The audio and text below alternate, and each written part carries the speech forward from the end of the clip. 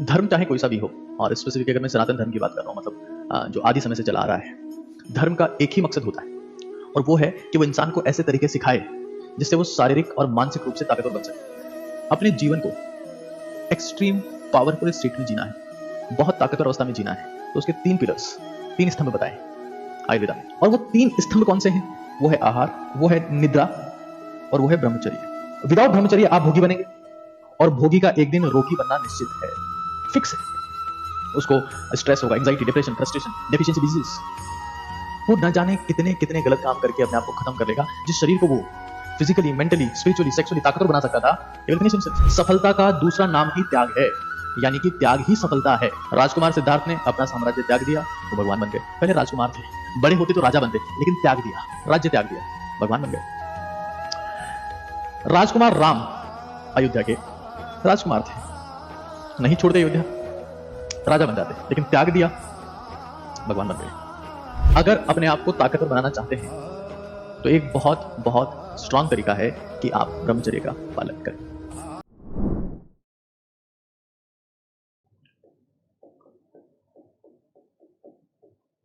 सनातन धर्म और ब्रह्मचर्य, इस मुद्दे पर आज हम लोग बात करने वाले हैं, क्योंकि बहुत समय से आपकी रिक्वेस्ट रही है कि सर एक बार इस मुद्दे पर आप हमसे डिस्कस करें। तो पूरे फोकस के साथ में एक बार इस चीज को देखिएगा। देखो, सबसे पहले मैं एक बार सनातन धर्म का बेसिक मतलब आपको बताने की कोशिश करता हूं। धर्म चाहे कोई सा भी हो, और स्पेसिफिकली अगर मैं सनातन धर्म की बात कर रहा हूं, मतलब जो आदि समय से चला आ रहा है, धर्म का एक ही मकसद होता है, और वो है कि वो इंसान को ऐसे तरीके सिखाए जिससे वो शारीरिक और मानसिक रूप से ताकतवर बन सके।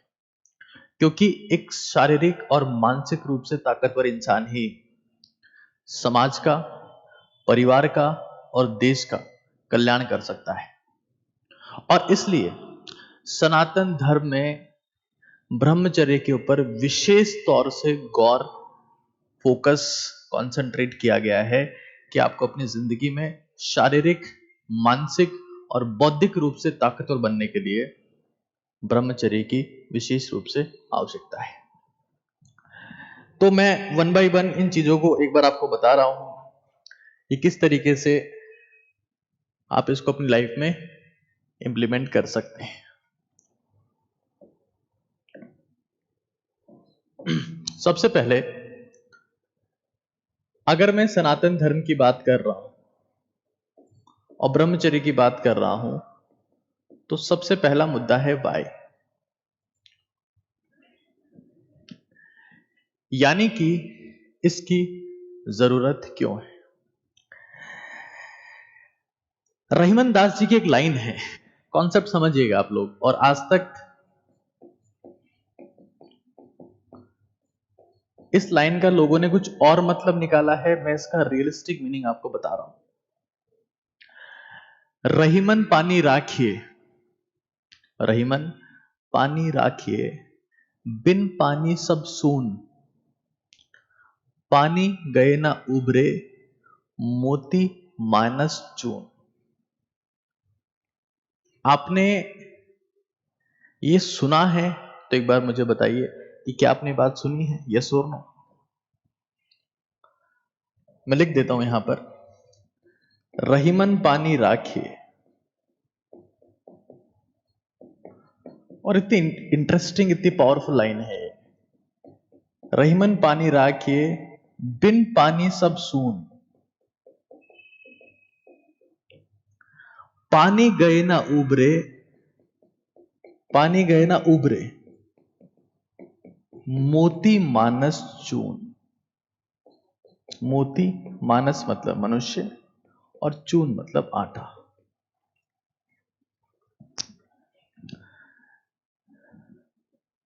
नहीं सुनी है, कुछ लोगों ने सुनी है, कुछ ने नहीं सुनी है। आपने शायद अपनी जिंदगी में साइंस पे ज्यादा फोकस किया है, थोड़ा सा अगर आपने पढ़ा होगा तो अगर इस लाइन को समझा जाए तो देखो, इस लाइन का बेसिक मतलब तो यह है कि अगर अब संसार में पानी अगर नहीं होगा तो ना तो मोती पनप सकता है, ना तो सीप मोती बना सकती है, ना आटा।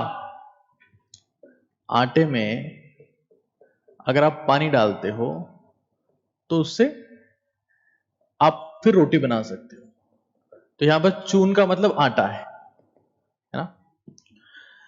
रहीमन पानी राखिए बिन पानी सब सून, पानी गए ना उभरे मोती मानस और चून। सीधा मतलब यह है कि अगर पानी की प्रेजेंस है तभी रोटी बना सकते हो, तभी मोती बन सकता है और तभी इंसान जिंदा रह सकता है। अगर इन शब्दों को दूसरे अर्थ में देखा जाए,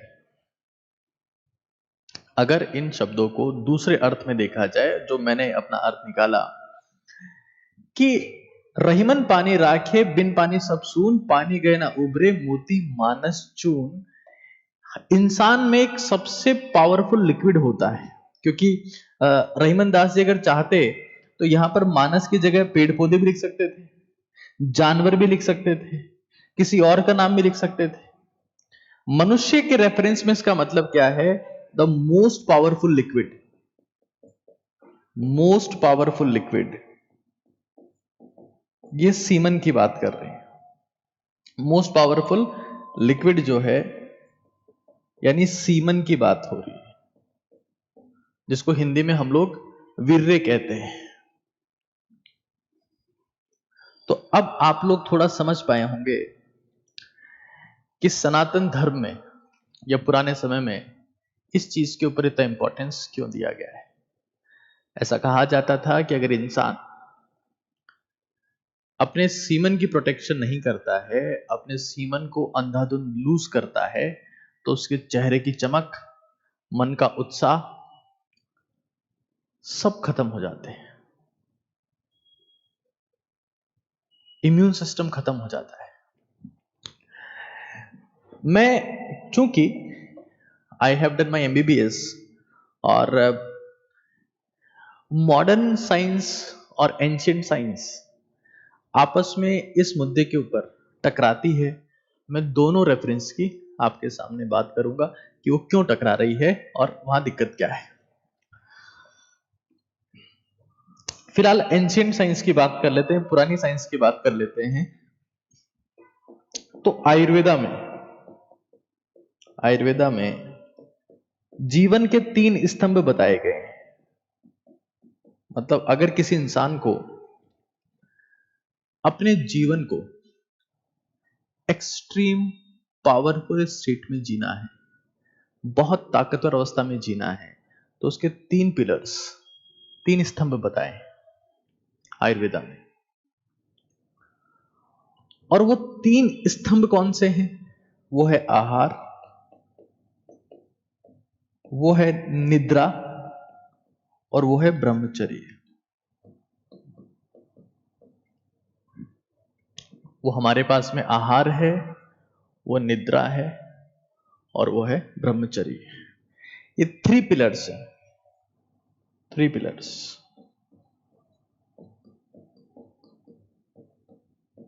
आज बहुत सारे कॉन्सेप्ट्स ऐसे हैं जो आप लोगों के क्लियर होने वाले हैं,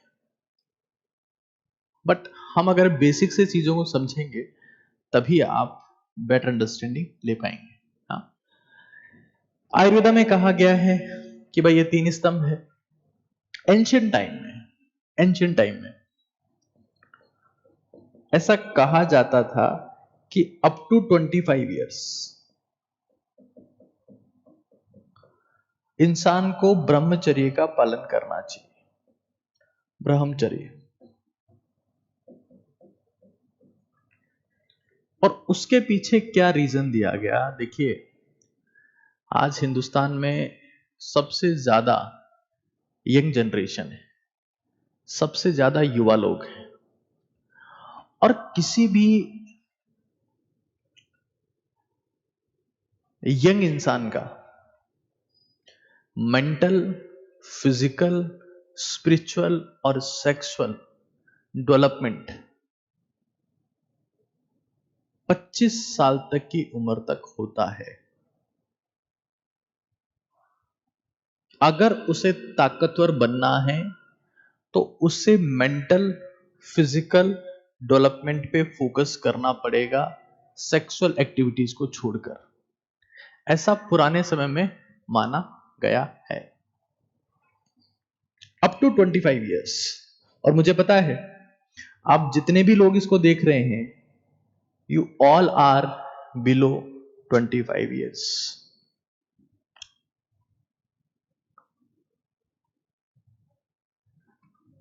इसी टर्म को कई लोगों को पता ना हो, इसका तो बता देता हूं। इसी को सेलिबेसी भी बोलते हैं, सेलिबेसी। नो फेप भी कहा जाता है सर, नो फेप और सेलिबेसी इसी के लिए यूज किए हुए टर्म्स हैं, नो फेप और सेलिबेसी। तो अगर मैं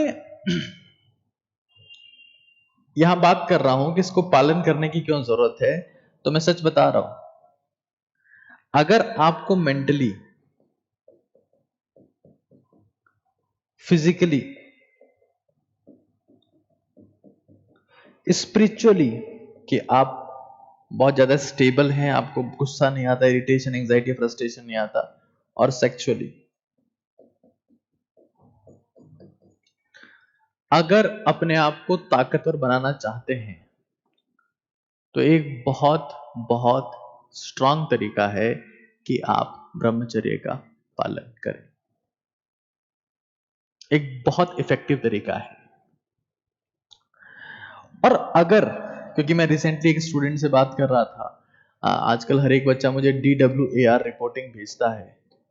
DWAR का मतलब है what I did, what I will, what I achieved, what I regret.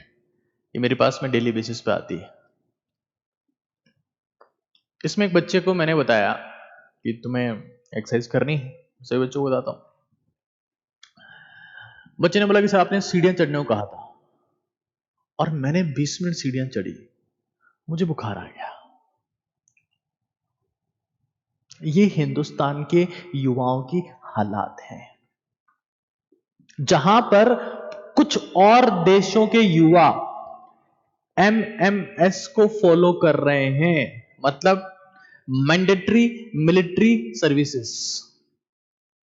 वहां पर हमारे देश के युवा 20 मिनट सीढ़ियां चढ़ने में ट्रीटमेंट लेना पड़ता है। हिंदुस्तान में आज ये सर्विस नहीं है, बट दुनिया की तकरीबन 15 कंट्रीज में और पावरफुल कंट्रीज में मैंडेटरी मिलिट्री सर्विसेज है।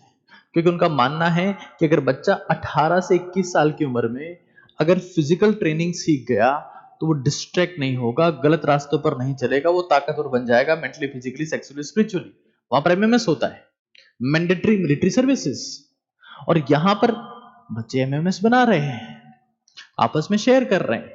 ताकत तो बची नहीं है, स्टेमिना खत्म पड़ा है, और देश को क्या बनाएंगे? विश्व गुरु। अरे खुद तो पहले शुरू हो जाओ, तो तुम्हारे भरोसे विश्व गुरु बन जाएगा देश। मेंटली, फिजिकली, स्पिरिचुअली, सेक्सुअली ताकतवर युवा ही इस देश का कल्याण कर सकते हैं। इस बात को समझ लेना, रट लेना, दिमाग में सेट कर लेना कि बिना ब्रह्मचर्य के, विदाउट ब्रह्मचर्य आप कंफर्म एक भोगी की स्टेट में जाओगे, जिसके दिमाग में हमेशा सेक्सुअल थॉट्स होंगे, गलत विचार होंगे। क्योंकि भारत में क्या हो रहा है, वेस्टर्न कंट्रीज, पश्चिमी देश, पॉर्न और डिफरेंट वीडियोस इंडिया में चलाते हैं। भारत का युवा देखता है, भारत का युवा खत्म हो जाता है, और वो लोग पैसा कमाते हैं और खुद की कंट्रीज में उसी उम्र में MMS लगा रखा है, मैंडेटरी मिलिट्री सर्विसेज, कि तुम्हें खत्म नहीं होना है। इंडिया के युवा को देखो, डार्क सर्कल्स पड़े हुए हैं, हड्डियों में जान नहीं है, शरीर खत्म पड़ा है, बाल उड़ गए हैं, चश्मा मोटा मोटा लगा रखा है, पढ़ता 20 मिनट नहीं है, थकान हो जाती है। वो पैसा कमा रहे हैं, वो पैसा कमा रहे हैं। उनको अपनी एक्ट्रेस के नाम ध्यान नहीं है, इनको रटे पड़े हैं, क्योंकि 24 घंटे देखते ही वही है। वो पैसा कमा रहे हैं और हम बर्बाद हो रहे हैं। आप क्यों ही सोचेंगे उसके बारे में। लेकिन हमारे लोगों ने, हमारे ऋषि मुनियों ने एंशिएंट टाइम में बता दिया था कि ब्रह्मचर्य में वो शक्ति है। मैं भी आगे एग्जांपल्स दूंगा इसके, मैं हवा में बातें नहीं कर रहा हूं। I come with a lot of evidences. Without ब्रह्मचर्य आप भोगी बनेंगे, और भोगी का एक दिन रोगी बनना निश्चित है, फिक्स है। उसको स्ट्रेस होगा, anxiety, depression, frustration, deficiency disease, वो न जाने कितने कितने गलत काम करके अपने आप को खत्म कर लेगा। जिस शरीर को वो फिजिकली, मेंटली, स्पिरिचुअली, सेक्सुअली ताकतवर बना सकता था, he will finish himself। उनका विजन इंपेयर्ड हो जाता है, वो सुबह से रात तक बस एक ही चीज के बारे में सोच रहे होते हैं। उनकी जिंदगी में कोई बड़ा लक्ष्य होता नहीं, कोई सपना नहीं होता, कोई ड्रीम नहीं होता, अपने देश के लिए, समाज के लिए, परिवार के लिए कुछ अच्छा करने का मन ही नहीं होता, बस एक चीज दिमाग में। और ऐसे लोगों का रोगी बनना निश्चित है। मैं फिर कह रहा हूं, ब्रह्मचर्य एक सेक्रीफाइस है, ब्रह्मचर्य एक सेक्रीफाइस है। और आपकी जिंदगी में आप कहां तक पहुंचेंगे, आपके अचीवमेंट क्या होंगे, यह सिर्फ एक बात के ऊपर डिपेंड करता है कि जिंदगी में आपने कितने सेक्रीफाइस किए हैं। इस बात को रट लेना, और परिभाषाओं पर नहीं जाना है कि ब्रह्मचर्य की परिभाषा क्या है। मैं पूरा बता रहा हूं, ब्रह्म को केंद्र में रखने से नहीं होगा, उसे भ्रम आ जाएगा। फोकस से सुनो, चीजों को समझो। ब्रह्मचर्य एक सेक्रीफाइस है, और सेक्रीफाइस ही अचीवमेंट का दूसरा नाम है। सफलता का दूसरा नाम ही त्याग है, यानी कि त्याग ही सफलता है। राजकुमार सिद्धार्थ ने अपना साम्राज्य त्याग दिया, वो भगवान बन गए। पहले राजकुमार थे, बड़े होते तो राजा बनते, लेकिन त्याग दिया, राज्य त्याग दिया, भगवान बन गए। राजकुमार राम अयोध्या के राजकुमार थे, नहीं छोड़ते अयोध्या, राजा बन जाते, लेकिन त्याग दिया, भगवान बन गए। आपने जिंदगी में कितना बड़ा सेक्रीफाइस किया, वही डिसाइड करता है कि आप जिंदगी में कहां तक पहुंचने वाले हैं।